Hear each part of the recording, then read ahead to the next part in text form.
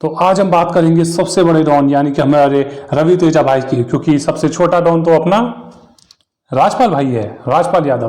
तो देखो स्टार्टिंग में क्या होता है कि इसकी जो माँ है वो सौतेली रहती है, और जैसे हर सौतेली माँ इंडियन मूवीज में अपने बेटे के ऊपर अत्याचार करती है, ऐसे ही इसकी सौतेली माँ भी अत्याचार करती है। लेकिन ये सौतेली माँ थोड़ी अलग सौतेली माँ होती है, क्योंकि ये अपने बेटे के ऊपर अत्याचार इसलिए करती है क्योंकि इसका बेटा डॉन बनना चाहता है। वो अपने स्कूल के रजिस्टर में डॉन चंदू लिखवा देता है, और इसके बाप की बिल्कुल भी नहीं चलती। तो इन सब चीजों से परेशान होकर हमारे रवि तेजा भाई बचपन में ही घर छोड़ के भाग जाता है।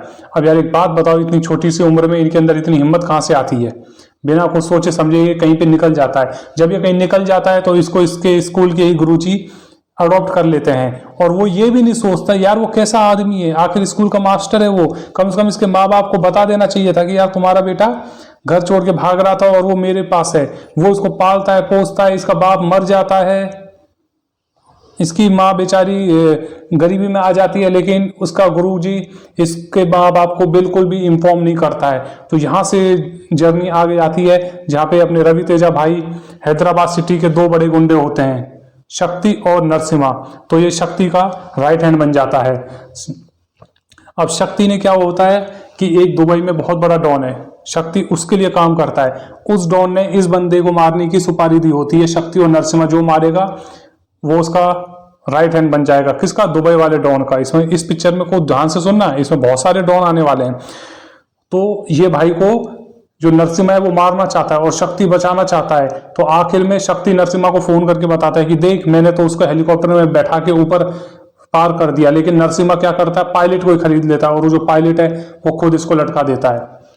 कोई भी सिविल एविएशन का रूल फॉलो नहीं किया गया। और बताओ यार, तुम बीच रास्ते में ऐसे लटकाओगे, किसी ने एमएमएस बना लिया, किसी ने वीडियो बना ली, तो कितना बड़ा बवाल हो जाएगा है। हमारे मिनिस्टर ऑफ एविएशन को तो रिजाइन देना पड़ेगा। और ये क्या, कौन सी फ्लाइट है ये? डक्कन की, डक्कन एयरलाइंस। गलत बात, गलत बात। उसके बाद में ये तुम देख रहे हो, ये जो ब्लर किया हुआ है, ये सेंसर बोर्ड ने इसलिए ब्लर कर दिया क्योंकि इसके ऊपर रवि तेजा लिखा हुआ, मतलब सॉरी डॉन चंदू लिखा हुआ था। वैसे तो सेंसर बोर्ड क्या क्या चला देता है आजकल, है गाली गलौज सब चल रहा है, और इस चीज को ब्लर कर दिया। उसके बाद जो शक्ति रहता है उसके दिमाग में खुरापाती आइडिया आता है। वो क्या है, नरसिम्हा को कॉपी करता है। नरसिम्हा जो कपड़े पहनता है वही शक्ति पहनता है। नरसिम्हा के पास जैसी गाड़ी है वही शक्ति के पास है। इसलिए जब नरसिम्हा ने अपनी बहन को विदेश भेजा पढ़ाई के लिए, तो शक्ति ने भी अपनी बहन को पीछे पीछे भेज दिया। तो वो रवि तेजा को बोलता है कि तू जा और उसकी बहन से सेटिंग कर। अब बताओ, ये रवि तेजा भाई की अपने देख लो, तुम थोड़ी के नीचे देख लो कितना फैट लटक रहा है। ये किस एंगल से खुद 23-24 साल का लग रहा है, और इसको ये कॉलेज की फर्स्ट ईयर की लड़की को पटाने के लिए भेज देता है। बोले जा उसको अपने प्यार के झांसे में दे लेना। लेकिन ये बात क्या है, ये शक्ति का जो राइट हैंड रहता है, ये पंटर अपना, इसको पसंद नहीं आती। तो ये एक झोल झाल कर देता है। तो ये क्या करता है, जो नरसिम्हा की बहन है उसको बताना रहता है रवि तेजा को कि तुझे इसको पटाना है। लेकिन ये शक्ति की बहन के बारे में ही रवि तेजा को बता देता है। और ये देखो यार, ये रवि तेजा ने क्या, मतलब बाल ऐसा नहीं लग रहा बस मेहंदी पोतली, ये कैसे, मतलब इतनी पढ़ी लिखी लड़की को। लेकिन ठीक है भाई, क्या कर रहे हैं, अपनी साउथ की पिक्चर है, चलती रहेगी। ये दो वो लड़कियां रहती हैं, ये खुद किस एंगल से कॉलेज की लग रही हैं कि ये फर्स्ट ईयर में पढ़ रही होंगी। लेकिन ठीक है जो भी है। उसके बाद में ये खूब अंधा पैसा खर्च करता है अपना रवि तेजा भाई, और ये इस तरह की फालतू की हरकतें करता रहता है। ये कोई स्टाइल मारने का तरीका, ये कैसे इसने ये कैमरा पकड़ा हुआ है यार? कुछ भी दिखा रहे हो तुम पब्लिक को, मतलब बस विदेश में चले जाओ। मैं तो कई बार ये सोचता हूँ यार, विदेश के लोगों को थोड़ी पता रहता है कि ये हमारे मतलब भारत के इतने बड़े एक्टर्स हैं।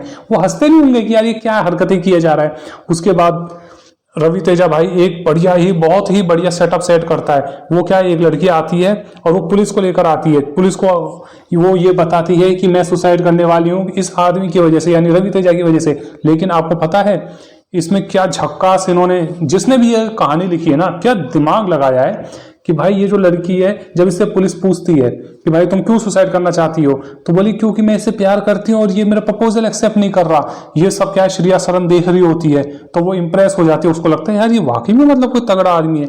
उसके बाद ये श्रेया सरन इसके लिए एक मॉडल का काम करती है और ये फोटोग्राफर बन जाता है। तो ऐसे ही करके झोल झाल करके ये बीच में थोड़ी सी कॉमेडी करने के लिए कंधे का रोल दे दिया इस आदमी को, गरीब सा आदमी हटाओ बेफालतू का। फिर ये वापस से इंडिया आ जाता है। इंडिया आता है तो नरसिम्हा और ये शिव, ये शक्ति भाई अपना दोनों चौंक जाते हैं। नरसिम्हा खुश हो जाता है, शक्ति दुखी हो जाता है, क्योंकि रवि तेजा इसी को, शक्ति की बहन को ही पटा लेता है और पटाना इसको रहता है नरसिम्हा की बहन को। उसके बाद जब शक्ति इसको गुस्से में पूछता है, शक्ति ये जाहिर नहीं होने देता कि शक्ति को पता है कि रवि तेजा ने श्रेया सरन को पटाया जो कि शक्ति की बहन है। तो रवि तेजा बताता है कि नहीं नहीं नहीं, ये तो मेरी दोस्त है, और उसके बाद वो नरसिम्हा की बहन को पटाने की कोशिश करता रहता है, जैसे यहाँ पहले किया था ना, इसी तरह से। उसके बाद ये दोनों गैंग के लिए रवि तेजा काम करना लगता है। एक दिन ये शक्ति के गुंडों को पीटता है, एक दिन नरसिम्हा के गुंडों को पीटता है, और कमाल की बात ये इतने बड़े डॉन और उसकी बातों में भी आ जाते हैं। यहाँ पे देखो, यहाँ पे ये इससे पैसे वसूला करने आता है, और जब ये इस लड़की को मिलता है, जब इसको पता चलता है कि अरे ये तो इसकी सौतेली बहन है, फिर ये अपनी सौतेली माँ से मिलता है और यहाँ पे इनकी फैमिली का ये रीयूनियन हो जाता है। बाप इनका खत्म हो चुका होता है। तो वही तो मैं कह रहा था, गुरुजी अगर उसी दिन इसको रवि तेजा को कान पकड़ के दूसरे दिन घर नहीं लेके जा सकते थे कि भाई बच्चे से प्यार से बात करो, ये ट्रेन में भग के जा रहा था और 21 एंगल से झोपड़ी में रहने वाली लग रही है, मेकअप देख रहे हो तुम जरा ध्यान से।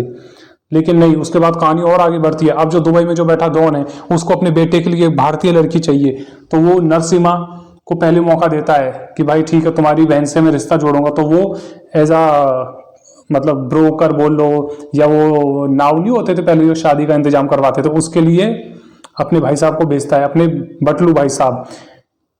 इसको रवि तेजा बेवकूफ बनाता है कि रवि तेजा गूंगा है, और ये इसके सामने इस तरह से दिखाता है कि इसका नरसिम्हा की बहन के साथ चक्कर चल रहा है, डिस्को में जाना आना, ये सारे काम करना।